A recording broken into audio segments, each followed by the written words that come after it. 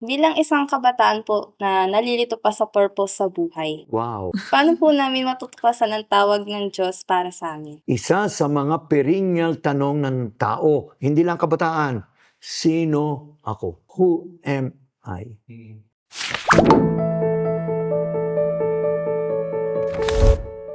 Who am I?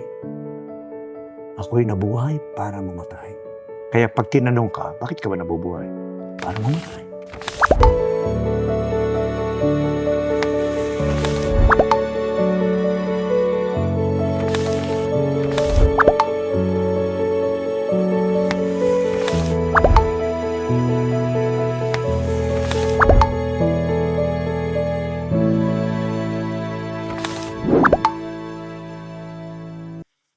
Magandang buhay po ulit mga kapatid. Oo. At sa totoo po lang, ngayon lang ako na nadamihan ng tanong ng mga kabataan. Ako may natutuwa sapagkat napapansin ko na talagang ang mga kabataan ngayon ay mahilig magtanong, mahilig malaman ang mga bagay. Pero ang isa pang napakalalim na tanong ay para itong naiisip ni Michael ngayon. Ano yon? Aber, tingnan ko nga. Bilang isang kabataan po na nalilito pa sa purpose sa buhay, Wow! paano po namin matutuklasan ang tawag ng Diyos para sa amin? Oo. Isa sa mga perennial tanong ng tao, hindi lang kabataan, sino ako? Who am I? Bakit? Sapagkat tayo basta lumabas sa mundo. Hindi naman natin alam. Lumabas tayo, nilikha tayo. Kayo, inianak doon, inianak din. Iba't iba at tayo ngayon ay litong-lito. Ano ba ito? Natatandaan ko, there is a, is it a Irish or whatever fable na may isang, noon ay, sa kanila yun eh, Europe ang context. Winter. There's a man seated in a chair, gabi, nag-iisa sa kwarto. Ngayon, nagdidili-dili siya. Ganyan. Walang ano-ano, hindi nyo nalaman na yung palang isa niyang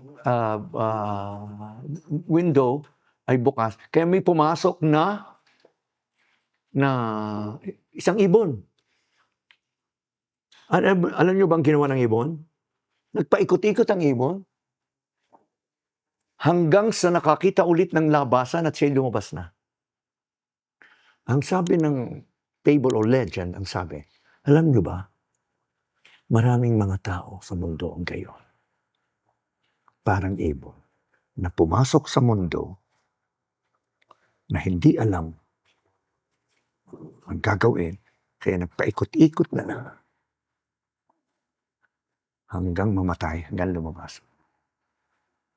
Ganong kalungkot ang isang taong pumasok na hindi alam. Kaya talagang dapat mayroong magpapaliwanag kung ano. Who am I? Kaya kung tatanong mo sa akin, kayo nalilito, talaga. Ano nga ba ako? Ano nga ba talagang dapat kong gawin? Ngayon, dito papasok si God. Siya ang lumikha sa atin eh. And you could very well ask God, what is it na gusto niya sa iyo? Pero one real thing is this.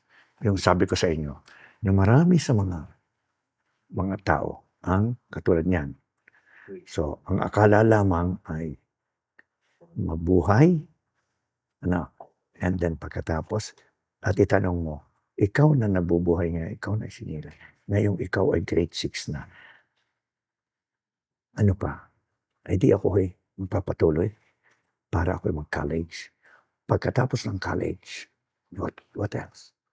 Eh di ako hopefully magkakaroon ng employment. Yes.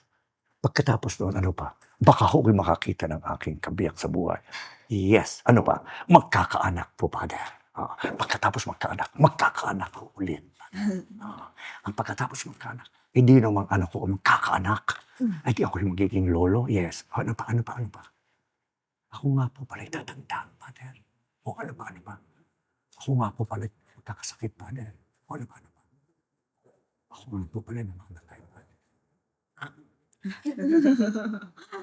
So what is life? Who am I? Ako'y nabuhay para mamatay. As simple as that. Kaya pag tinanong ka, bakit ka ba nabubuhay? Para mamatay. Yun lang naman eh.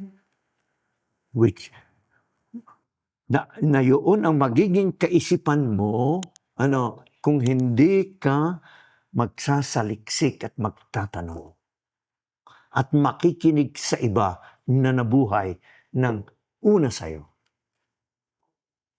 And this is the need to listen to the church where you belong, listen to your parents who raised you up, listen to your teachers who are older than you. Dito kailangan ang to listen and to listen to others na nauna na sa atin. At laging sasabihin sa inyo na kung anuman ang iyong inclination sa buhay, that is what God wants you to be. Gagawa ang Diyos ng pamamaraan para utay-utay at unti-unti malaman mo kung saan ka dinadala niya. Anong iyo? Maskong? Yes po. Ikaw? Maskong. Pare-pareho kayo? How did you end up? Pero yung iba ninyong kaeskwela, iba. Iba naman yung iba. Teacher naman. Yung isa naman, doktor naman. Yung isa naman, kung ano pa, architect naman. That is how God leads you. Feel it. Find out what you are inclined to do, and to be happy when you get there. You almost feel that you are happy if you get there. That is what God wants you to be. Kaya napakalaga. And then ask God. Kung babalik tayo sa prayer, ask God, Lord, what do you want me to be?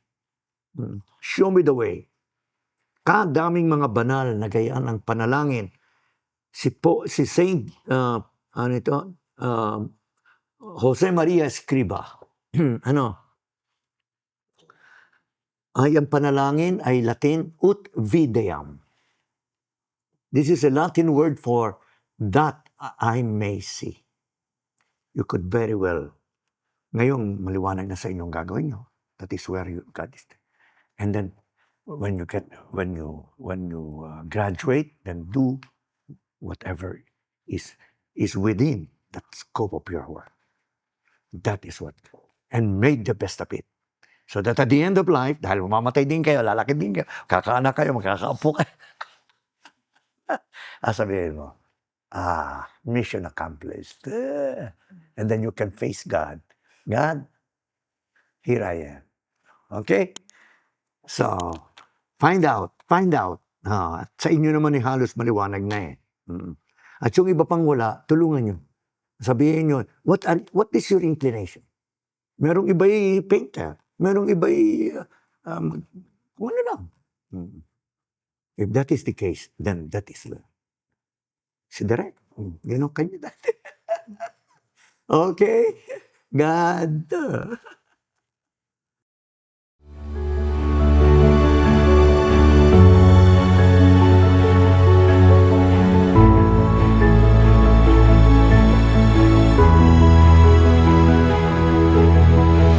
You're watching ETVN Philippines.